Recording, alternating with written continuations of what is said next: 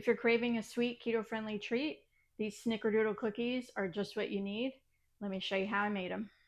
Grab a mixing bowl and add in 1¼ cups of superfine almond flour, 1 tablespoon of oat fiber, half a teaspoon of baking powder, 1 tablespoon of gelatin powder, half a teaspoon of xanthan gum, and 1 teaspoon of ground cinnamon. Then whisk to break up any lumps and set it aside. In a separate mixing bowl, add in half a cup of room temperature butter, half a cup of powdered allulose, and 1/4 cup of brown allulose. Then cream together until the butter has absorbed all of the sweetener. Add in 1 whole egg and 2 teaspoons of vanilla extract, and then continue mixing until combined. Add in the dry ingredients and mix just until combined. Refrigerate the dough for 1 hour, then using a cookie scoop, scoop out the dough, roll it into a ball, and then drop it into a small mixing bowl that has 3 tablespoons of granulated sweetener and 2 teaspoons of ground cinnamon. Roll it around and then drop it onto a baking sheet that's been lined with parchment paper. Then slightly flatten out each cookie, then bake for 10 to 11 minutes or until the cookies start to turn golden.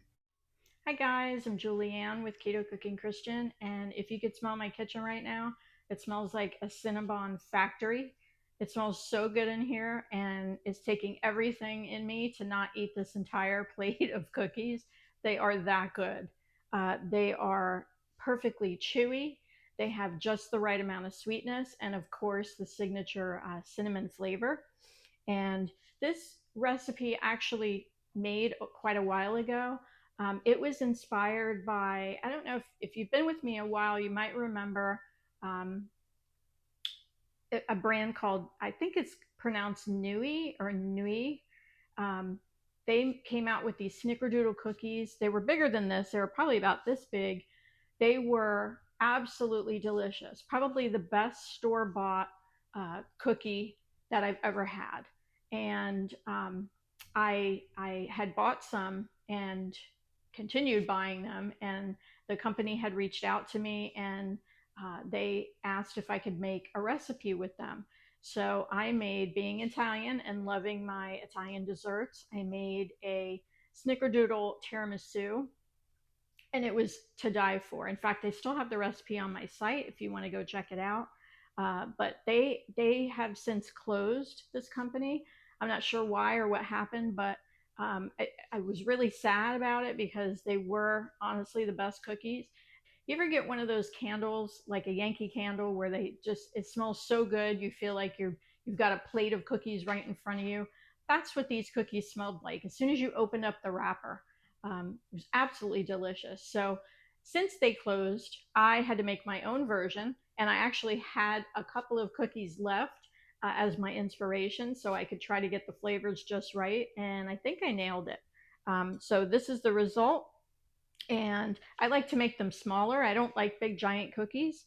And if you can see the consistency, they are so soft and chewy, and that's the reason for the gelatin and the allulose that I used in making them. It makes them nice and chewy, and you can see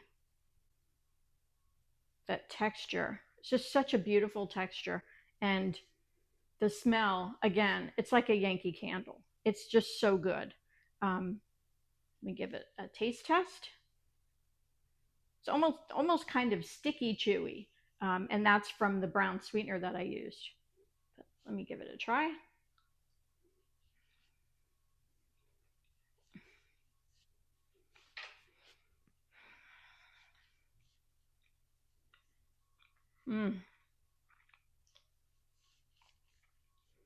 They are incredible. I promise you, if you make these, you will not be sorry, and you will make them all the time. Now, I actually have a recipe coming up that I use these cookies in. It's like a layered dessert, like a mousse, kind of like a parfait. And this is actually the perfect thing if you want to make like a trifle. You get one of those big trifle dishes, and you can crumble them and layer them. Usually use pound cake, which I do have a pound cake recipe that's keto friendly, and you could use that.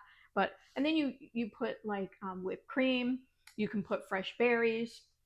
So many different ways you can make it, but this would be perfect as your layers. But again, I'm in the middle of making a parfait that has like a cheesecake mousse, and so good, and just the perfect nice chewy texture for something like that.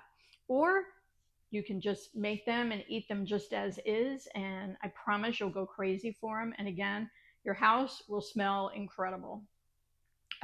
You saw how easy they were to make, and really so much better than just about anything you can buy in the store. No strange ingredients, no preservatives, and I use my favorite oat fiber. That's the kind of my best kept secret for baked goods. If you watched my lemon poppy seed muffins video, I explain more about oat fiber and why I use it. And it's not oats, it's actually just the fiber. Um, but I hope you give them a try. They really are so delicious, and I promise you're going to love them. And if you do, um, give me let me know down in the comments what you think, and I will see you next time. And thanks for watching.